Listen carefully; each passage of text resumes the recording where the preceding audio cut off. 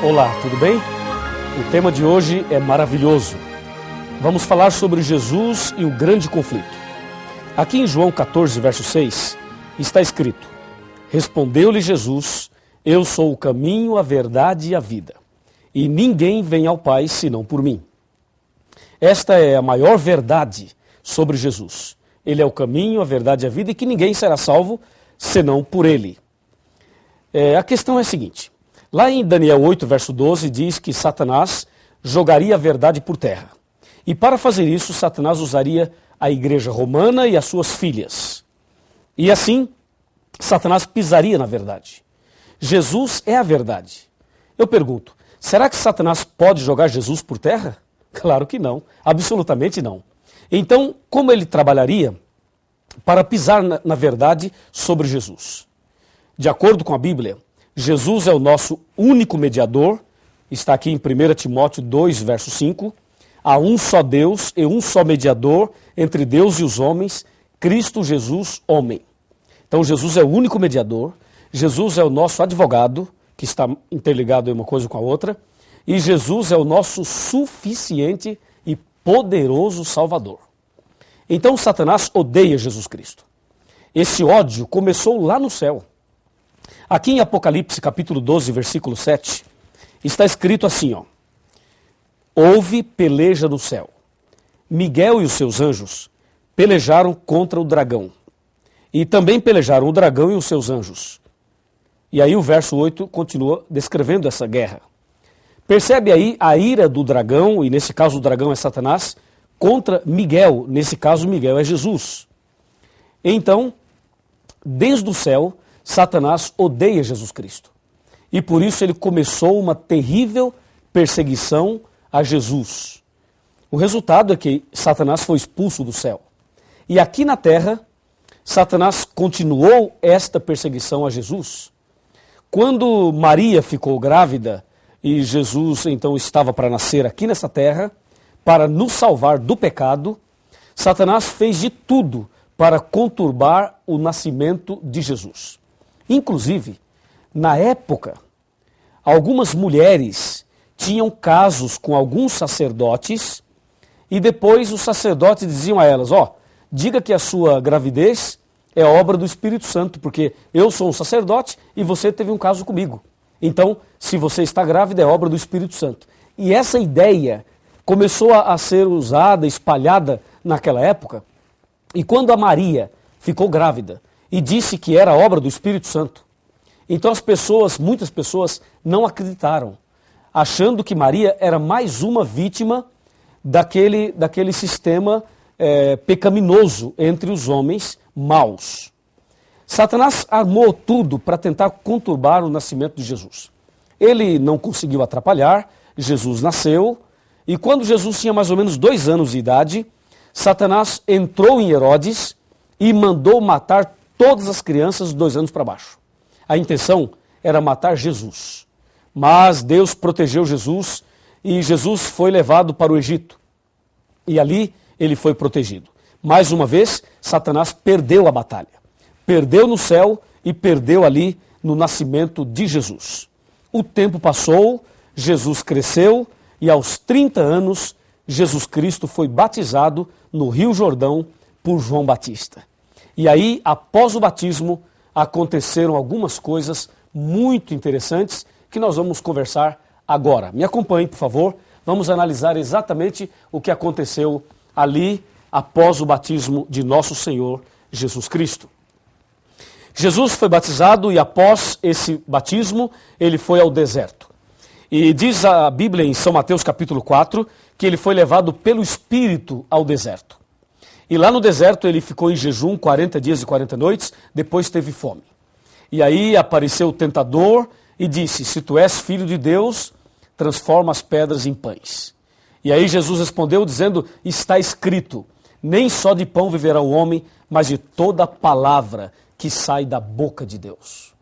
E aí vem a segunda tentação, lança-te daqui abaixo, e aí vem a terceira tentação, e a terceira é que eu gostaria de destacar com você. Por favor, me acompanhe aqui em São Mateus capítulo 4. São Mateus capítulo 4, versículo 8. Aqui está a terceira tentação. Versículo 8.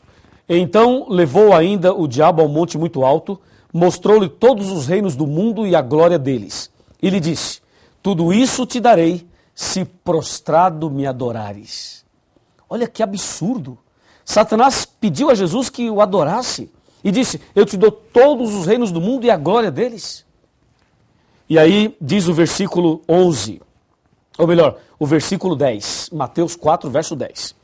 Então Jesus lhe ordenou, retira-te, Satanás, porque está escrito, ao Senhor teu Deus adorarás e só a Ele darás culto. Que maravilha! Jesus foi firme ali. E você pode perceber que Satanás sempre tentando levar Jesus a cometer algum pecado, algum deslize, e sempre tentando atrapalhar o plano da salvação. A ira de Satanás contra Jesus começou lá no céu, depois veio para a terra, e como você pode perceber aqui, em cada fase da vida de Jesus, ali está Satanás tentando atrapalhar. Onde Jesus ia, tinha uma pessoa com problema, uma pessoa cega, uma pessoa aleijada, uma pessoa possessa, uma pessoa com algum tipo de problema. Ou seja, Satanás colocava o problema ali, e Jesus chegava e tirava o problema. Jesus colocava a mão e curava as pessoas. Jesus chegava e os demônios iam embora. Jesus libertava aquela pessoa. E assim, toda a vida de Cristo foi uma vida também envolvida no grande conflito. De um lado, Satanás perturbando, atrapalhando.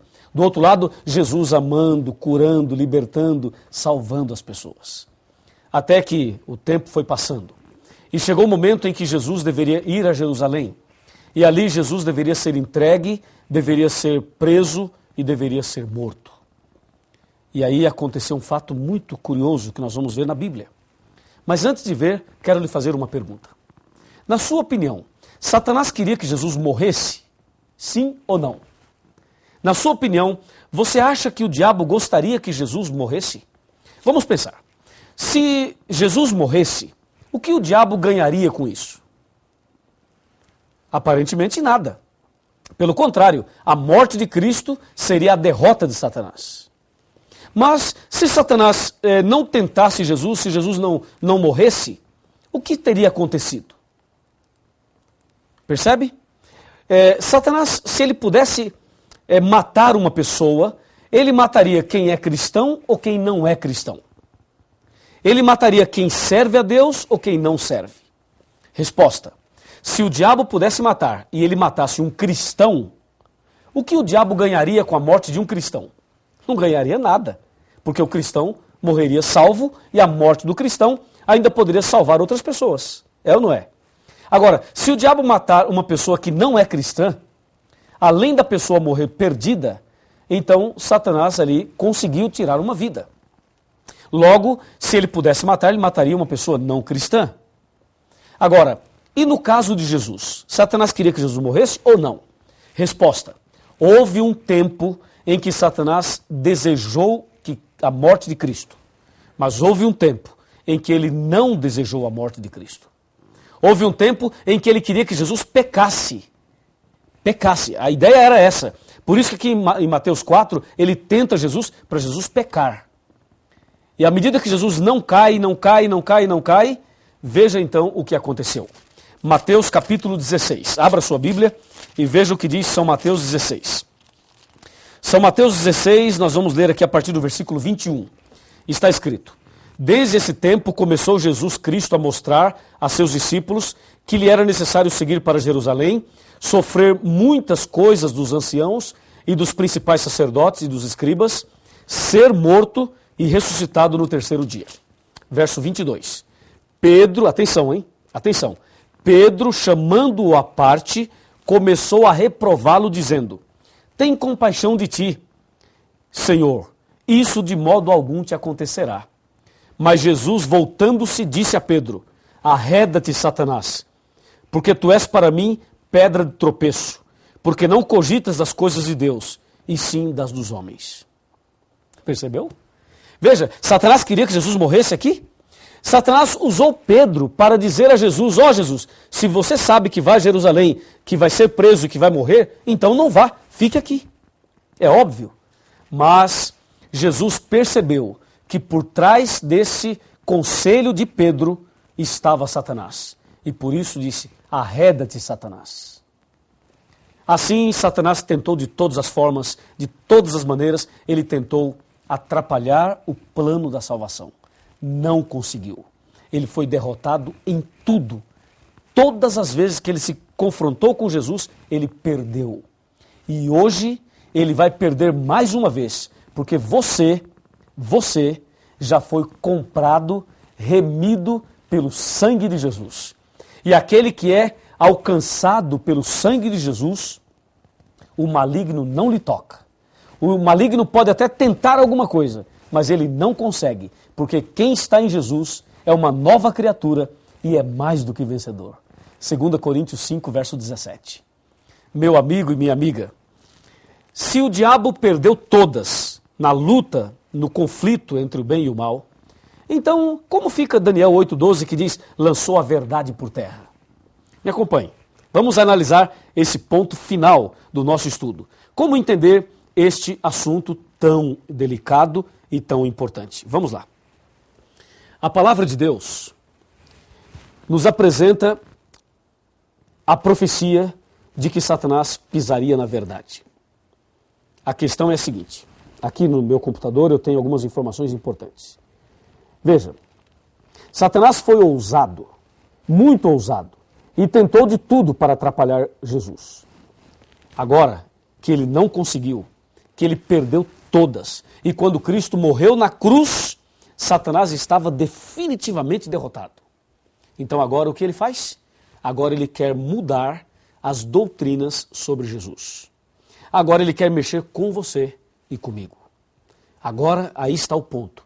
Já que ele não conseguiu mexer com Jesus, não conseguiu atrapalhar Jesus, ele agora quer mexer na doutrina de Jesus e também na vida daqueles que querem seguir Jesus. Veja, há um só mediador, há um só Senhor, um só mediador entre Deus e os homens. A igreja romana foi usada pelo inimigo para fazer, sabe o quê? Para colocar outros mediadores no lugar de Jesus. A Bíblia diz em 1 Timóteo 2,5 que Cristo é o único mediador. Mas a igreja romana colocou a intercessão dos santos. E tem um santo que intercede pelos problemas das pessoas. Você já percebeu isso? Por exemplo, existe o santo das causas impossíveis. Existe o santo dos endividados. Existe o santo casamenteiro. Esse você conhece, é ou não é? Existem santos para resolverem os problemas das pessoas. E as pessoas são devotas desses santos e dessa forma estão colocando um santo ou um homem no lugar de Jesus. E com isso a verdade sobre Jesus é pisada, é lançada por terra, com esta tal de intercessão dos santos. Eu quero dizer a você que nenhum personagem bíblico, nenhum apóstolo, nenhum profeta, nem Maria, nem o João, nem o Pedro, nenhum pode interceder por nós. Só Jesus é o nosso mediador. Só Jesus pode interceder por cada um de nós. Satanás quer mexer na doutrina de Cristo. E, na verdade, Satanás quer esconder as seguintes verdades. Ele quer esconder de que Jesus é o único mediador. Ele não quer que você saiba disso. Ele quer esconder que Jesus intercede por você todos os dias. Ele quer esconder que só Deus, através de Cristo, pode perdoar os seus pecados. Ele quer esconder que temos um advogado perante o Pai, Jesus Cristo, o justo. Ele quer esconder as verdades bíblicas e uma delas é que Jesus está voltando. E desta forma, o inimigo vem jogando a verdade por terra na vida daqueles que não estudam a Bíblia, daqueles que seguem doutrinas de homens e daqueles que não buscam a verdade. Assim, a doutrina sobre Cristo, infelizmente, tem sido pisada. E a última, Satanás está espalhando por aí uma ideia de que Jesus não é Deus e de que Jesus teve uma natureza caída e pecaminosa. As mensagens torcidas têm criado forças por aí. Mas tome cuidado, porque as doutrinas de homens estão sendo colocadas por Satanás para pisar nessa verdade. Mas a verdade é que Jesus venceu todos os conflitos entre o bem e o mal. E quando morreu na cruz, nos garantiu a vitória. E quero dizer mais a você. Se você estudar a Bíblia como deve estudar, e seguir a verdade de Jesus como deve seguir, ter Jesus no coração, se você abrir o coração para Jesus, se você seguir os passos do Senhor Jesus, se você fizer hoje uma entrega total da sua vida a Jesus, eu tenho certeza absoluta que a verdade de Deus será restaurada na sua vida. E mais, eu tenho certeza absoluta que Deus fará o maior milagre no seu coração. Lembre-se, em Jesus somos vencedores. E o sangue de Jesus tem poder para expulsar Satanás da vida de quem quer que seja. E se o diabo está perturbando a sua família, se o diabo está perturbando a sua casa, se há uma obra maligna na sua vida, se você está preso em algum vício, se você está preso em alguma artimanha do inimigo, nesse momento, Deus vai te libertar das garras de Satanás. Creia, há poder no sangue de Jesus. E se você crê assim, então abra o coração para que a verdade seja restaurada na sua vida. Vamos orar? Grandioso Deus, Pai Todo-Poderoso, muito obrigado, porque Jesus venceu e nós também somos vencedores em Jesus Cristo. Eu entrego nas tuas mãos esta pessoa que está orando comigo nesse instante e que o teu poder se manifeste na vida dele e na vida dela. Em nome de Jesus. Amém. No trono do viver só existe lugar para lugar de quem governa todo o ser. No trono do viver só pode haver Senhor. Se forem dois, será amado, outro rejeitado. Vem, decide agora quem vai ocupar seu coração. Mas lembre, se ele não for o primeiro em seu coração, então já não é mais nada, não passa de uma ilusão.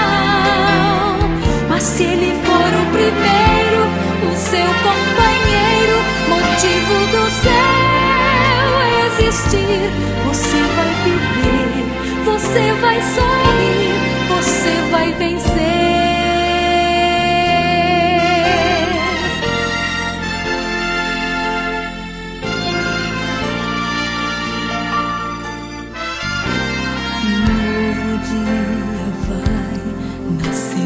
Você e pra mim depende de aceitar Jesus no viver.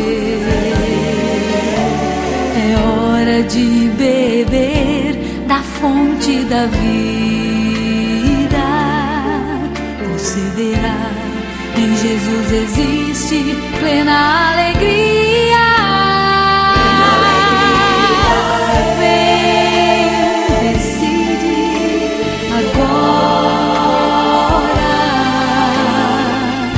Quem vai ocupar seu coração? Mas lembre, se ele não for o primeiro em seu coração, então já não é mais nada, não passa de uma ilusão.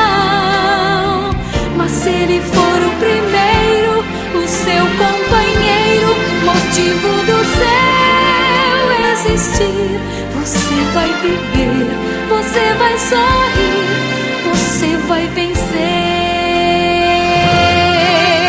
Não há batalha perdida com Cristo.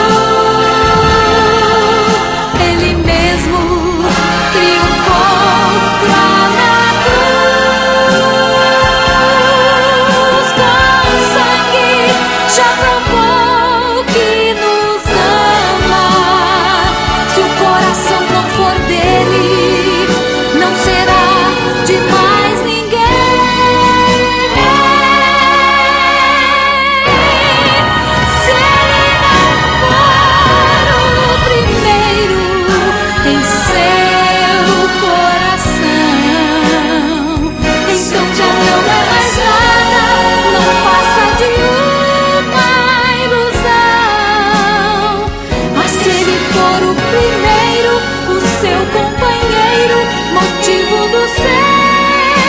existir, você vai viver, você vai sorrir, você vai vencer.